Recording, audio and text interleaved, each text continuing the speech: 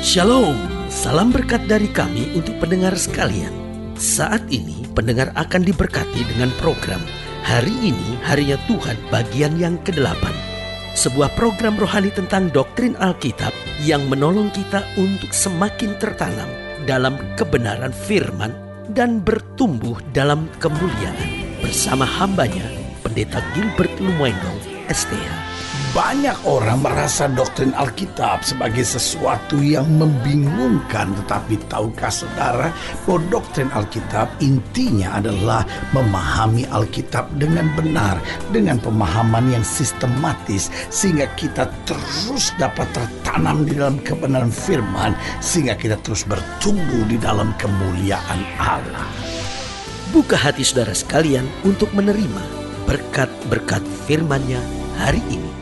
Allah tidak pernah menghendaki kecelakaan. Allah tidak pernah menghendaki sesuatu yang buruk. Allah tidak pernah menghendaki sesuatu yang menghancurkan. Allah selalu menghendaki yang baik. Allah selalu merancangkan kebaikan-kebaikan. Allah selalu merancangkan damai sejahtera dalam kehidupan manusia. Tetapi seringkali persoalannya kita gagal untuk berjalan dalam kehendak Allah. Kita merasa kehendak Allah sebagai sesuatu yang misteri. Kita menganggap kehendak Allah seperti sesuatu yang rasanya nggak mungkin kita bisa mengerti jika kita masih berada di muka bumi ini. Karena kehendak Allah begitu sulit untuk dicapai. Kehendak Allah begitu sulit untuk dipahami. Tetapi tahukah saudara, Alkitab dengan tegas berkata, aku tidak memanggil kamu lagi hamba, sebab hamba tidak tahu apa yang diperbuat oleh tuannya. Tetapi Yesus dengan tegas berkata, aku memanggil kamu sahabat, karena segala sesuatu yang ku dengar dari Bapa akan ku beritahukan kepadamu. Berarti saudaraku yang kasih dalam Tuhan, kehendak Tuhan adalah sesuatu yang dapat kita mengerti. Kehendak Tuhan adalah sesuatu yang dapat kita pahami. Hanya persoalannya bukan kehendak Allah yang sukar untuk dia mengerti, tetapi kitanya yang seringkali berada terlalu jauh dari Tuhan. Asal saja kita mau belajar mendekat kepada Tuhan, asal saja kita mau belajar merendahkan diri di hadapan Tuhan, asal saja kita mau belajar dengan hati yang hancur selalu menghampiri takhta Allah. Saudaraku yang kasih dalam Tuhan, selalu kita akan melihat kehendak Allah dinyatakan dalam kehidupan kita. Karena dia Bapa yang baik, dia Bapa yang mau bicara buat anak-anaknya, dia Bapa yang mau menuntun anak-anaknya, dia Bapa yang selalu membawa anak-anaknya ke jalan yang penuh kemuliaannya. Haleluya. Selamat datang dalam program kita hari ini, Harinya Tuhan, sebuah program rohani yang mengingatkan kepada kita betapa pentingnya kita menjadikan firman Tuhan sebagai dasar keseharian hidup kita. Karena selama kita menjadikan firman Tuhan sebagai dasar keseharian hidup kita, langkah-langkah ke depan kita menjadi langkah-langkah yang penuh mujizat, berkat, kemenangan, dan perkara-perkara besar. Haleluya. Dan dalam program ini kita mulai yaitu surat Paulus kepada jemaat di Efesus. Dari Efesus pasal 1 ayat yang pertama sampai ayat yang kedua. Dan kita sedang membahas memang tentang kehendak Allah. Karena seringkali kita berada di gereja tapi kita sulit mengerti kehendak Allah. Kadang-kala banyak orang bahkan melayani Tuhan tetapi gak mengerti kehendak Allah dalam hidupnya. Makanya tidak heran orang yang melayani Tuhan tetapi iri dengan keberhasilan orang lain. Seorang melakukan sesuatu atau pekerjaan Tuhan melakukan sesuatu atau sebuah gereja melakukan sesuatu, dia ikut kerjakan apa yang orang lain ikuti karena dia lihat, wah ini kayaknya sukses ya, lalu dia coba ikuti, lalu kok dia gagal, akhirnya dia frustasi sendiri, dia kecewa, kok saya udah coba berbuat yang terbaik, kok saya gagal. Saudara gue yang kasih dalam Tuhan, karena kita memakai prinsip duniawi, bagaimana belajar dari keberhasilan orang. Tidak salah belajar dari keberhasilan orang, tapi setiap orang, khususnya setiap saudara yang melayani Tuhan, kita harus tajam dalam memahami kehendak Allah. Apa loh kehendak Allah buat saya? Ada orang-orang tertentu yang bekerja dengan jalan yang Tuhan tunjukkan buatnya dan sukses. Tapi waktu kita ikut apa yang dia kerjakan, karena Tuhan gak perintahkan kepada kita, maka kita tidak bisa sukses. Karena sukses sebetulnya berada di jalan kehendak Allah. Haleluya.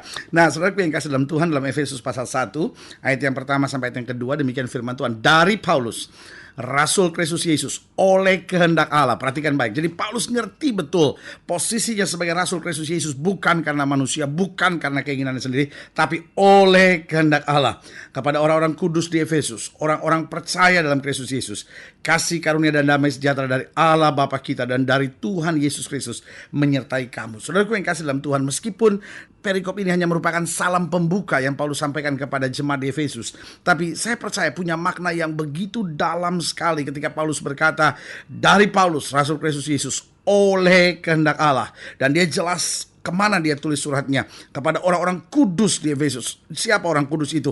Orang-orang yang percaya dalam Kristus Yesus. Dan bagaimana akibatnya kalau kita percaya dan hidup dalam kekudusan? Ayat yang kedua, kasih karunia dan damai sejahtera dari Allah Bapa kita dan dari Tuhan Yesus Kristus menyertai kamu. Nah, saudaraku yang kasih dalam Tuhan, memang surat Efesus ini surat yang sangat spesial sekali karena mengandung banyak nilai-nilai yang luar biasa. Karena Efesus ini adalah surat yang ditulis oleh Paulus kepada jemaat di Efesus, kita ngerti semuanya. Dan surat ini ditulis Paulus ketika dia sedang berada di dalam penjara di Roma. Ditulis kurang lebih di tahun 60 Masehi. Nah, Efesus pada masa itu harus kita mengerti adalah kota yang sangat penting di Barat Asia Kecil, yang saat ini mungkin dikenal sebagai Turki, ya, Barat Asia Kecil itu. Karena Efesus ini adalah pusat perdagangan Asia.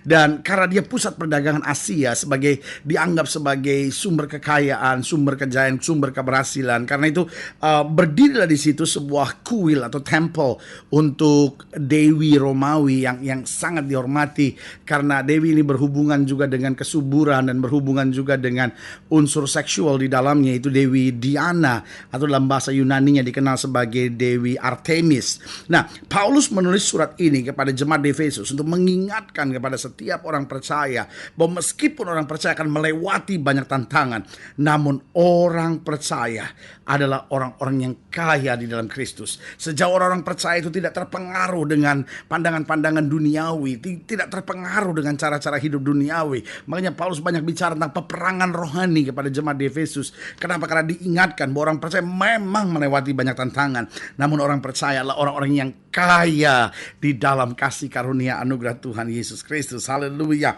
Nah, saudaraku yang kasih dalam Tuhan, kita perlu mengetahui kehendak Allah dalam beberapa hal dalam kehidupan kita. Kalau kita bicara tentang apa sih tentang kehendak Allah, apa sih yang perlu kita pahami tentang kehendak Allah, bagaimana atau kapan kita perlu mengetahui kehendak Allah. Nah, hal-hal ini perlu kita mengerti sehingga di tengah tantangan, di tengah masa-masa yang sukar, kita dapat tajam tetap berjalan dalam kehendak Allah. Nah, saudaraku yang kasih dalam Tuhan, saya pelajari hal-hal yang perlu kita pahami tentang kehendak Allah, yaitu kita perlu memahami kehendak Allah atau kita perlu mengetahui kehendak Allah dalam hidup kita, yaitu dalam rancangan keselamatan global dunia ini. Jadi Allah punya rancangan keselamatan global terhadap dunia ini. Nah, kita perlu mengetahui kehendak Allah, di mana posisi kita berada. Kita bukan sekedar orang yang hidup asal hidup. Nah, dunia ini penuh dengan orang-orang yang hidup dan asal hidup. Alkitab berkata, aku datang untuk memberi domba-dombaku hidup dan hidup berkelimpahan. Nah, apa artinya hidup dan hidup berkelimpahan? Bukan berarti kita akan jadi orang-orang yang paling kaya, haruslah anak-anak Tuhan. No, bukan itu maksudnya. Tapi hidup dalam kelimpahan artinya kita hidup dan kita memahami untuk apa kita hidup. Kita hidup dan hidup kita menjadi hidup yang berguna.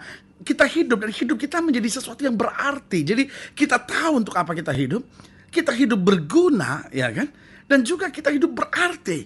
Buat orang lain kita berarti. Tetapi bukan hanya itu. Tapi kita sendiri juga merasakan arti yang dalam kehidupan kita. Nah, saudaraku yang kasih dalam Tuhan, ini yang saya sebut. Kita perlu mengetahui kehendak Allah dalam rancangan keselamatan global dunia ini. Jadi posisi kita sebetulnya ada di mana?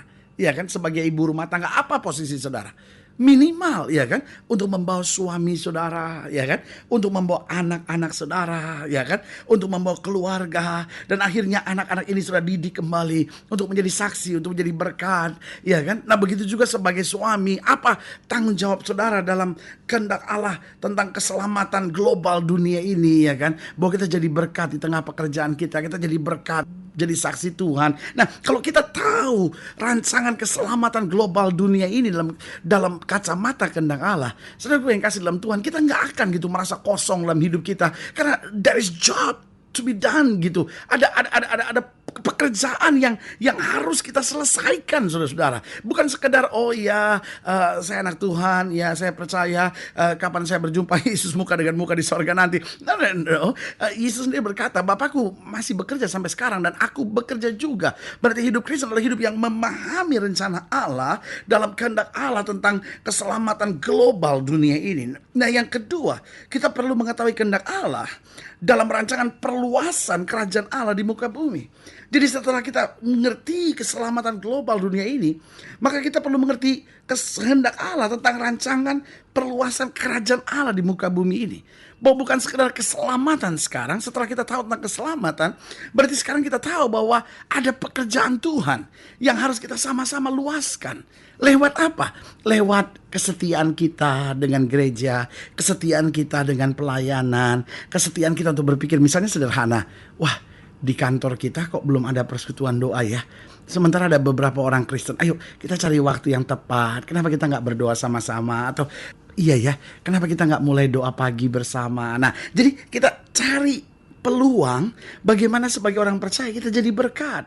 Dan sekarang kita mulai luaskan pekerjaan Tuhan. Haleluya. Saudara gue yang kasih dalam Tuhan, saudara bisa bayangkan jika setiap orang percaya punya misi, punya pengertian, pemahaman tentang kehendak Allah, bahwa saya terlibat aktif dalam perluasan kerajaan Allah di muka bumi. Saya percaya ada banyak tempat di mana persekutuan doa dibuka, di mana Injil Allah disebarkan, dan di mana kemuliaan Tuhan dinyatakan. Mereka-mereka yang ahli dalam komputer mungkin berpikir bagaimana dengan komputer saya meluaskan pekerjaan Tuhan. Mereka yang ahli dalam bidang-bidang teknologi, bidang-bidang seni atau apapun, semua berpikir tentang bagaimana saya meluaskan pekerjaan Allah. Yang ahli dalam ekonomi, dalam bidang apapun, kita mulai pikirkan bagaimana kita meluaskan pekerjaan Allah. Nah, yang ketiga, kita perlu mengetahui kehendak Allah dalam rancangan damai sejahtera bagi masing-masing pribadi kita, ya kan?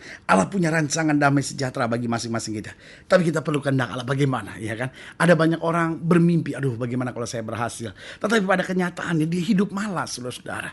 Dan waktu dia hidup malas, lalu dia gagal, dia nggak dapat damai sejahtera, dia mulai marah sama Tuhan. Tuhan mulai menatap dia dan berkata, anakku, aku punya rancangan buat pribadimu, rancangan damai sejahtera, rancangan yang baik. Tapi engkau tidak masuk dalam kehendakku. Engkau malas, engkau egois, engkau punya sifat dan karakter yang tidak berkenan, sehingga akhirnya engkau yang menghancurkan sendiri rancangan yang sedang ku arahkan kepadamu. Berarti saudaraku yang kasih dalam Tuhan, sebagai orang percaya, bukan saatnya lagi, oh iya Tuhan berkati saya. Tuhan pasti berkati saudara. Tuhan buat mujizat buat saya. Tuhan pasti buat mujizat. Tapi persoalannya, bagaimana sekarang kita berjalan dalam kehendak Allah, ya kan? Kita perlu mengetahui kehendak Allah dalam rancangan keselamatan global dunia ini. Bagaimana kita senantiasa jadi terang Kristus dimanapun kita berada. Yang kedua, kita perlu mengetahui kehendak Allah dalam rancangan perluasan kerajaan Allah di muka bumi. Berarti setiap kita harus melayani Tuhan dengan porsi kita masing-masing. Dan yang ketiga, rancangan damai sejahtera bagi masing-masing pribadi kita. Artinya setiap kita harus taat pada perintah Tuhan, lakukan firman Tuhan, maka terang Kristus akan terjadi lewat hidup kita, dan damai sejahtera berkat Allah semakin berkelimpahan dalam hidup kita. Haleluya. Kalau sudah ingin dilayani lebih jauh, hubungi kami melalui telepon, hubungi kami melalui surat, kunjungi website kami, karena kami ada untuk membawa Bapak Ibu sudah senantiasa lebih dekat pada Tuhan dan mengalami kasih kuasa mujizat yang luar biasa. Haleluya. Saudara gue yang kasih dalam Tuhan, melalui program ini saya juga mau berdoa untuk setiap saudara secara khusus. Saudara-saudara yang sakit, saudara yang berbeban berat, saudara yang ingin didoakan secara khusus, saudara boleh taruh tangan kanan saudara di dada dan kita doa. Bapa, dalam nama Yesus, hamba doa buat yang sakit, hamba doa buat yang berbeban berat, hamba doa buat setiap mereka yang menghadapi masa-masa yang sukar. Kami percaya bahwa bagi Allah tidak ada perkara yang mustahil. Hamba berdoa di dalam nama Yesus, segala sakit penyakit, segala penderitaan, segala tekanan yang mengikat, kami patahkan kuasa dalam nama Yesus. Bapa, hamba berdoa sehingga setiap pendengar sekalian boleh berjalan dalam kehendak Tuhan tentang keselamatan global dunia ini, boleh berjalan dalam kehendak Tuhan tentang perluasan kerajaan Allah di muka bumi, dan tentang rancangan damai sejahtera bagi masing-masing pribadi pendengar sekalian. Di dalam nama Yesus kami berdoa. Haleluya. Amin. Saudara gue yang kasih dalam Tuhan, kita sudah berdoa. Ingat, Allah tidak pernah lalai menepati janjinya. Inilah saatnya buat kita untuk bangkit bersemangat, bersukacita dalam menghadapi segala perkara, karena kita tahu Yesus kekuatan kita, Yesus pembela kita, Yesus juru selamat kita. Doa saya menyertai saudara. Sampai berjumpa pada program berikut, dan jangan lupa jadikan hari ini harinya Tuhan. Haleluya. Harinya Tuhan. Haleluya. Harinya